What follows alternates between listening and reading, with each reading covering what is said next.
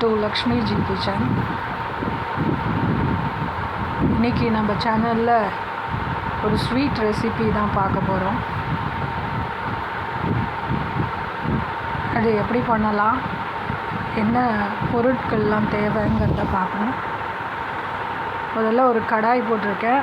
இந்த கடாய் லேசாக சூடான அப்புறம் ஒரு 1/4 கப் பைத்தம்பருப்பு.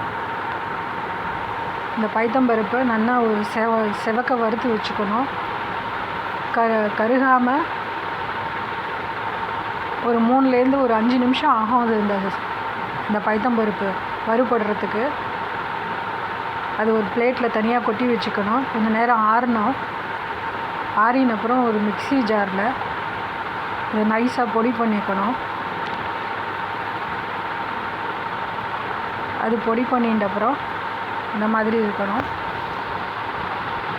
இதில் 1 கப் தேங்காய் துருகி வச்சுருக்கேன். அந்த 1 கப் தேங்காவையும் இதோடு சேர்த்துக்கணும்.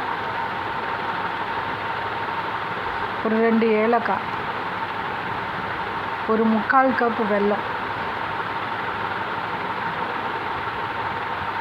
ஒரு 1/4 கப்பு ஜலம், ஒரு 2 ஸ்பூன் அரிசி மாவு. இதை நல்லா நைஸாக அரைச்சி வச்சுக்கணும். இப்போ கடாய் போட்டிருக்கேன். அந்த கடாய் சூடானானோ ஒரு 2 ஸ்பூன் நெய் விட்டுருக்கேன். அதில் ஒரு 8லேருந்து ஒரு 10 முந்திரி பருப்பு போட்டு செவக்க வறுத்து வச்சுக்கணும். அதுலேயே ஒரு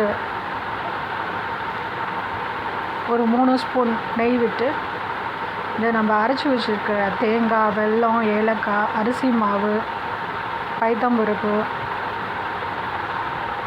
இதை போட்டு நல்லா கலரிகிட்டே வரணும். மேலே 2 ஸ்பூன் நெய் விட்டு மொத்தம் ஒரு 1/4 கப் நெய். கொஞ்சம் கொஞ்சமாக அந்த நெய்யை விட்டு நல்லா சுருள கலரி எடுக்கினா நம்மளோட பாரம்பரிய ட்ரெடிஷனால் தேங்காய் திரட்டி பால் ரெடி ஆகிடுது. இந்த ஸ்வீட் இல்லாமல் நிச்சயதார்த்தம், கல்யாணம், எந்த ஒரு பண்டிகையும் எந்த ஒரு ஃபங்க்ஷனும் அந்த காலத்தில் இருக்காது. அந்த ரெசிபியை தான் இன்றைக்கி நான் பண்ணி காமிச்சிருக்கேன். நீங்களும் பண்ணி பாருங்க. ரொம்ப ஈஸியான ஸ்வீட்டு, ஈஸியாக பண்ணிவிடலாம்.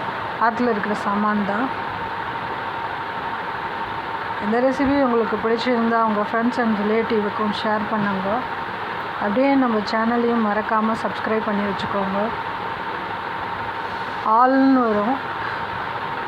ஆளை தொட்டல்னா நான் முன்னாடி போட்ட வீடியோ, இப்போ நான் அப்லோட் பண்ணுற நியூ வீடியோ எல்லாம் உங்களுக்கு நோட்டிஃபிகேஷனாக கிடைக்கும். அடுத்த ஒரு வீடியோவில் சந்திக்கிறேன். தேங்க்ஸ் ஃபார் வாட்சிங் மை சேனல். தேங்க்யூ.